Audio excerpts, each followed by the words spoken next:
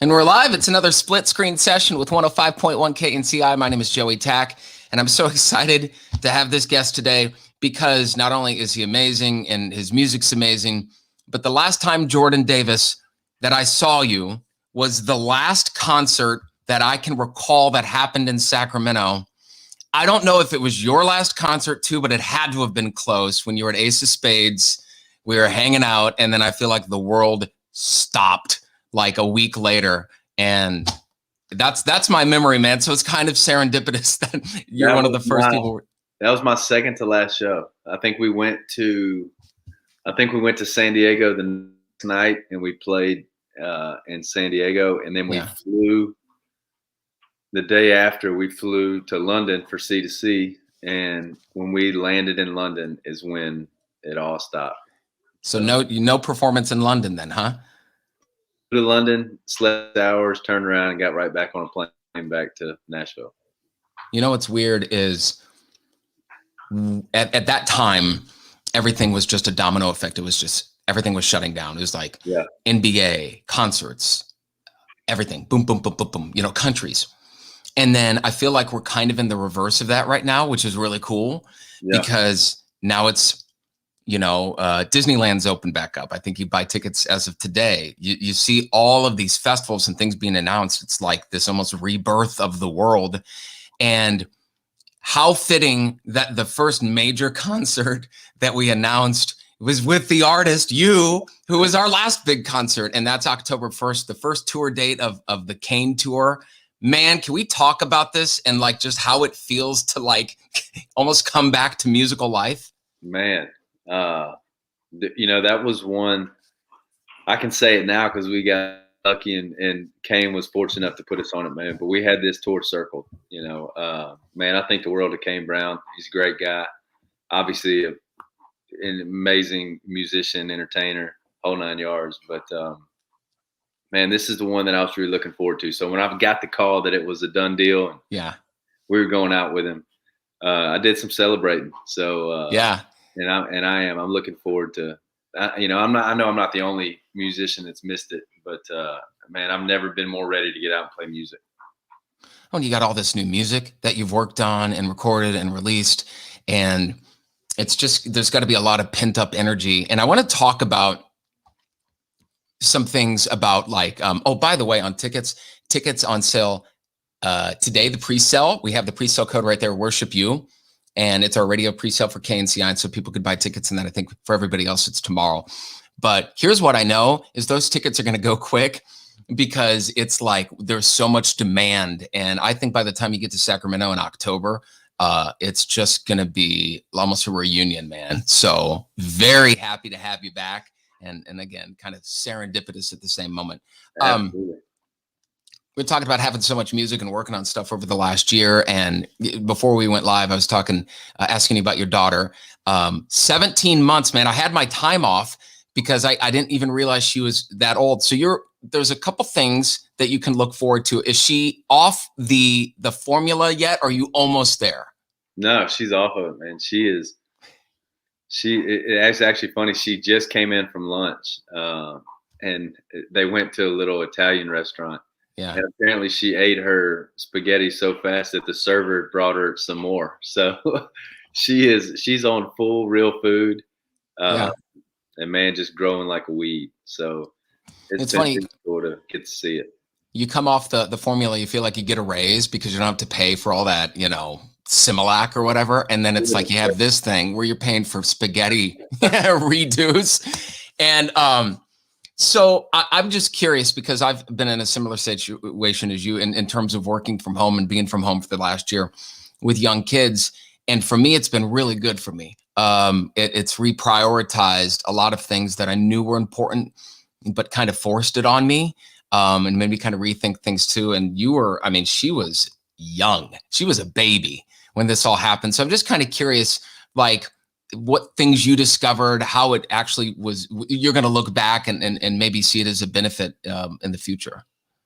Man, Joe, dude, you nailed it, man. I think the pandemic for me was something that I went from, everything was about my profession. It was like when am I going to be able to play music again? When am I going to go tour again? And it happened at a time, we were coming out for the Troubletown tour where, and we were having a lot of success out there, and the shows were great. And and I remember thinking, like, man, dude, why did this happen? Like right as like we felt like we really kind of get into a really good spot.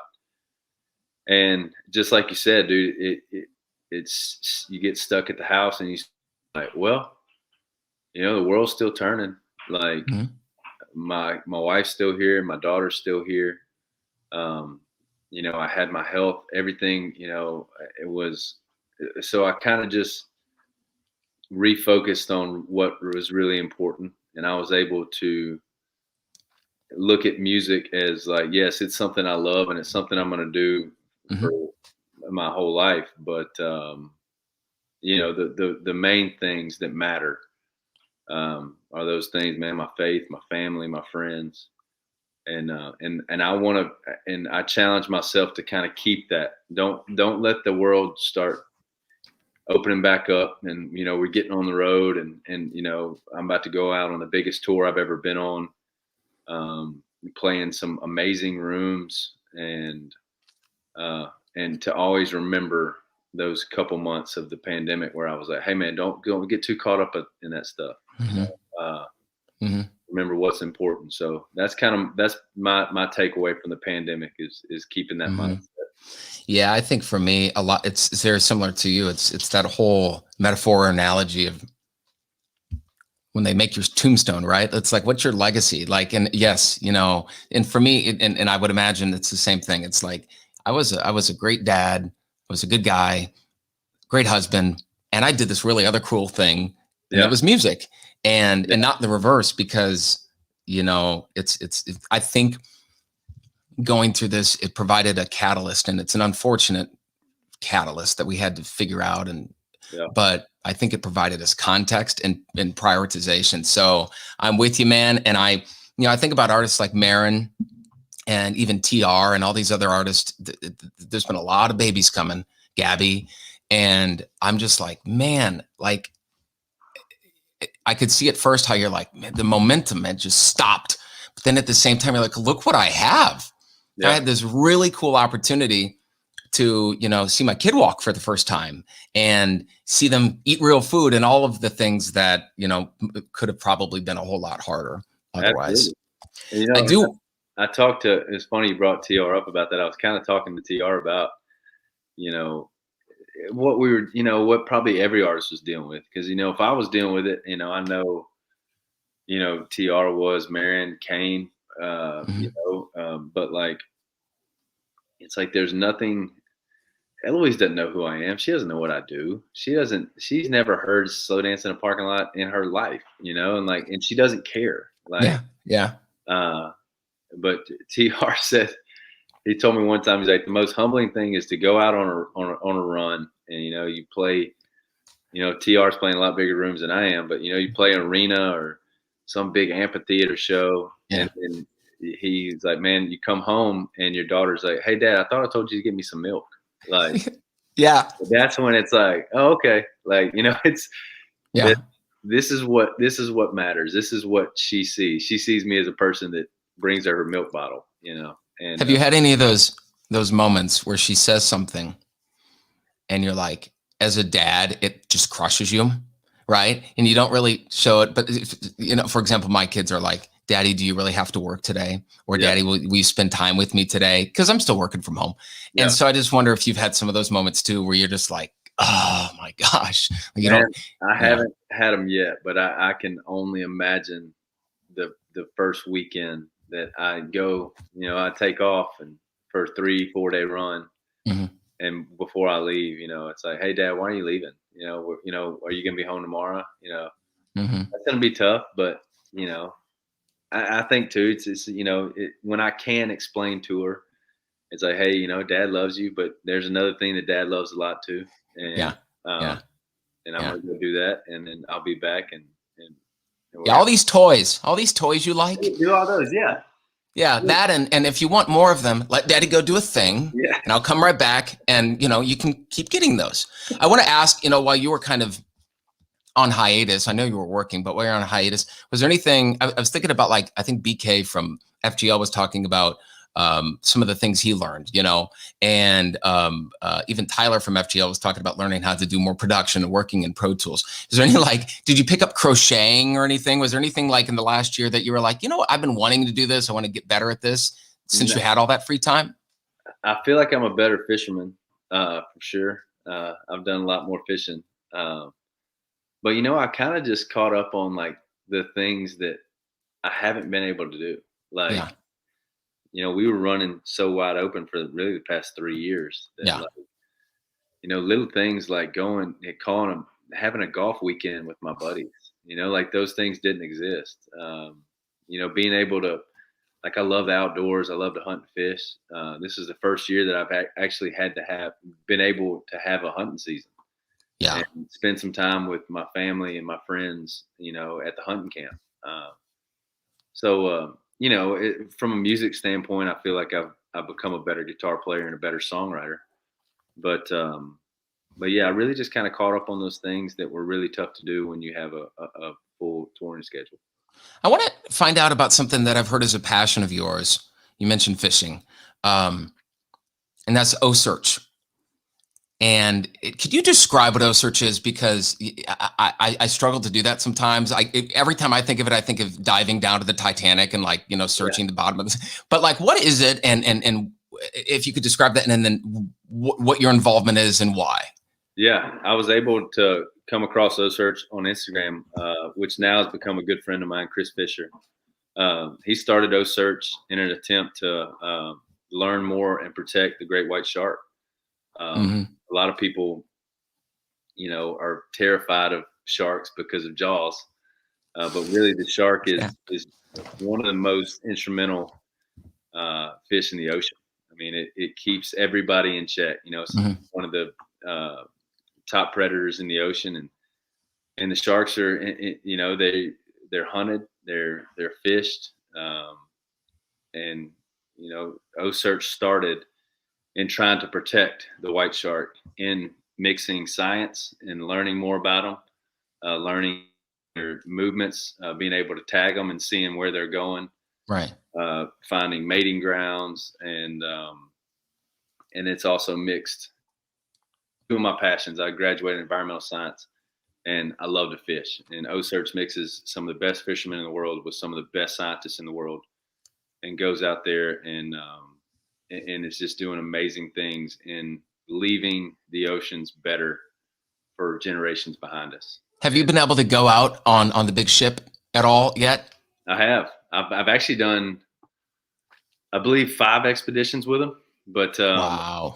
I was fortunate enough to go out to Nova Scotia with them, and we tagged one of the biggest sharks they've ever tagged, and one of the biggest sharks ever tagged in the Atlantic Ocean. It was just, I believe it was right at 18 foot and right at 3,500 pounds. So it was pretty wild to be a part of that. So I'm very grateful to the O Search crew for letting me come out, but also too, like, I just love following them just because, I mean, they're just doing such amazing things, and it's reaching beyond sharks. Yeah. Yeah. It's a great organization. I want to ask you about last time I saw you, and one of your defining characteristics outside of your music and being a good dude is your beard game. Yeah. You should be very proud of it. No, it's really a defining characteristic. And I remember watching the Almost Maybes video, and I didn't know where you were in the video for a part of it, because I was like, wait, this is until I realized that you trimmed it a little bit. You'd really shorn it a little bit. And so I'm just curious what that was like. And we talked about your daughter, Eloise. Did she notice that? Did you see the videos on the internet of the dads that have the beard and then they trim it down or shave it and then the kid freaks out? So I'm just wondering. I was hoping that I would get that kind of reaction, but I got nothing. Like, she didn't, like, because we ended up shooting the video in just one day. You know, my part was just one day. Yeah. And we shot late into the night, and so I didn't see her till the next morning. And I told my wife, I was like, hey, come follow me into Eloise's nursery and I'll pick her up and she'll probably like wig out because, it was short. Yeah. Yeah. And I go in and turn the light on and she's just like, They don't care. are you going to get me out of here? You're just going to sit here and look at me with mom with a phone behind you? Like nothing, no reaction, nothing. You like delete the IG story, delete it. There's nothing here.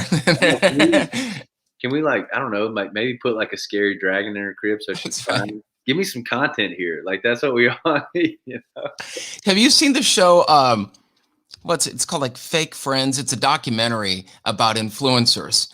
And it's wild because so much of, we already knew what you see on the internet is manufactured to an extent. Yeah. And it's like people showing their best lives and not their real lives. And this whole documentary is kind of taking these strangers, these random folks, and giving them all the resources to become influencers, photo shoots and money and buying likes and buying followers. And so as somebody in the public eye and an artist, do you feel a pressure to like just constantly generate content and, and be like, we got to have something, like, what is that like? And is that something that you feel like you've got to be on all the time, or is it just come naturally? No, it definitely doesn't come naturally. I've never been really a big social media guy. It's a major part of our business. Mm-hmm. In that, it's an extension of who you are. So it's, right. It's a better look in for your fans. And yeah. And I get that, and I'm totally cool with it. And I say this a lot, but I really do have the best fans in the world. I mean, there's so many fans, and if they're watching this, they know who they are. They've been to multiple shows, and I have relationships with them, and it's like, but at the same time, like, I'm one of those guys that think like, I think everybody should have that boundary of like personal mm-hmm. life and life that everybody sees. Mm-hmm. Or if you're going to do that, then show it all, like show the tough days. I think there's so many artists that are great at that, being like, hey man, this isn't what all it seems to be. Some days we don't want to be away from our families and our homes. We don't want to be on the road, but it's a daily struggle with me to get better at it. But it's definitely something I'm working at. I want to ask you one more question. And just a reminder, the pre-sale tickets today, if we could throw it up on the screen, the code for the Kane Brown, Jordan Davis show, October 1st, Sacramento, is Worship You. That is your way to buy them today. It's kind of cool. Tomorrow, it's going to open up for everybody. I also heard a rumor that of all of the demand for the tickets around the country, Sacramento is definitely in the top of the list there. So I'm just saying, if you're watching this, you might want to get on this because people want to go see live music and they want to see Kane Brown and Jordan Davis. So just a hint. One last question. And I like asking artists this. I imagine as an artist, there are songs that you love more than others. I'm not going to put you on the spot there. But I wonder, as somebody who's so into your music and you play such a role, is there a part of a song that you love? It could be instrumentation, it could be the way a vocal is sang, it could be a harmony, it could be something. But is there a part of a song, a nugget, that you just absolutely love every time you hear it, that you've recorded or you get to perform live?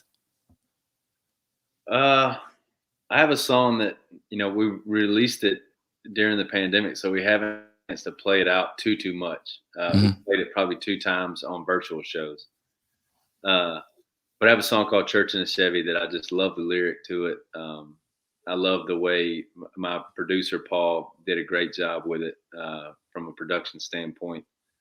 But I would say that the chorus of that song is something that I always like. The verse can't end fast enough. I love singing the chorus of that song.